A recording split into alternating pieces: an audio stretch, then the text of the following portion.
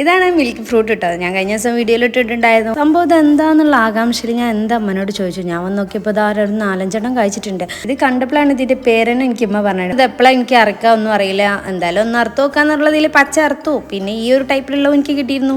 ഈ ഒരു ടൈം ഉണ്ട് ഇത് പഴുക്കുക. എന്തോ ഒരു പൊട്ടഭാഗ്യത്തിന് എനിക്കിത് ചെന്നപ്പോൾ കിട്ടിയെന്ന്. അപ്പോൾ ഇങ്ങനെ ആയ സ്ഥിതിക്ക് നമ്മളത് കട്ട് ചെയ്തെടുത്തു കേട്ടോ. കട്ട് ചെയ്തെടുത്തപ്പോൾ ശരിക്കൊന്നും കിട്ടിയില്ല. ഉള്ളിലുള്ള ഒരു സ്റ്റാർ മോഡലൊക്കെ ആവുന്ന യൂട്യൂബിൽ സെർച്ച് ചെയ്തപ്പോൾ കണ്ടു. പക്ഷെ അങ്ങനെയൊന്നും കിട്ടിയില്ല. എന്തായാലും കുഴപ്പമില്ല, അത് കഴിച്ചു നോക്കി. നല്ല അടിപൊളി ടേസ്റ്റ്. പക്ഷെ എല്ലാവർക്കും ഇഷ്ടമാണെന്നില്ല കേട്ടോ. പിന്നെ ഈ ഒരു ഗ്രീൻ കളറിലുള്ളത് ഒന്ന് മുറിച്ചു നോക്കി കേട്ടോ. ഉണ്ടായത് മുട്ടപ്പഴത്തിന്റെ കുരുവിന്റെ പോലെ ഉണ്ട്, പക്ഷെ ചെറുതാണെന്നുള്ളൂ ഇട്ടത്. നടുവിലാണ് കേട്ടോ ഇതിന്റെ ഒന്നുകൂടെ ടേസ്റ്റ് കിട്ടുന്നത്. സൈഡിലാണെങ്കിൽ കുറച്ചൊരു ഉറപ്പുണ്ട്.